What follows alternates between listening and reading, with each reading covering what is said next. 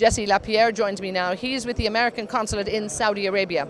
Jesse, how important is business for the Americans in this region, and particularly in Saudi, in the energy sector? Business is crucial for the American-Saudi relationship. In fact, our relationship was formed on business ties. The Aramco, which was formerly the Arab American Oil Company, just shows you that our ties are lasting, they're strong, and they continue. Especially in this time of a downturn in oil prices, we find the business connections are crucial because the market in the Middle East continues to grow and will keep growing because of Saudi Arabia's need for energy, the world's need for energy. So what we do from the U.S. Embassy is we actually are able to connect businesses, American companies and Saudi companies like this one. And this success story is really probably one of the quickest I've seen in my career. In fact, we took them from an initial meeting in OTC in May.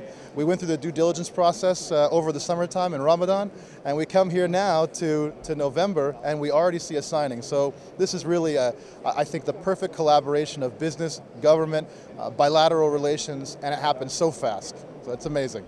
And of course, U.S. Steel has the big name here, and it's also. Why do you think it happens so fast in terms of, what are people looking for? Is it the branding? Is it the quality? Is it just, the reliability? Tell me, what do you think you're hearing from people in terms of getting American companies into Saudi? Well, first of all, American companies have to work on quality. That's what we have to do. We're not always going to win in price, and we have a strong dollar now, and of course that hampers some of our exports. So quality has to be the key. U.S. Steel has the name. It's a legacy company. It's got a global name that everyone recognizes. But I think the real key to the success are the meeting of two great companies. GoTech from Saudi Arabia is a fantastic company. It's an up-and-comer. It's one of our strongest relationships we have in Dhahran.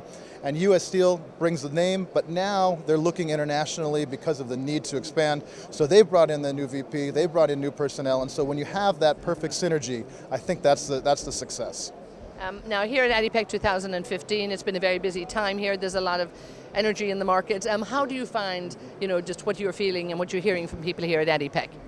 I think ADIPEC this year is actually much better than people have anticipated. We saw a little bit of a slowdown in OTC. We're sorry to see that. Last week I was at another oil and gas show, LAGCO in Louisiana. The Gulf Coast in America, unfortunately, has been hit pretty hard by the decline in shale oil. But the energy, and I use that in terms of the personal energy in ADIPEC, I think is totally different. One of the things we noticed is people are talking business. When we were in OTC, people were walking around, people were looking, they were talking about the environment. What is the oil environment? What is the price environment? What does the future look like? What we're seeing at ADIPEC is something very different. People are talking business, straight business. They're saying, how do we make it happen? Forget the downturn, let's look at the future, let's move forward.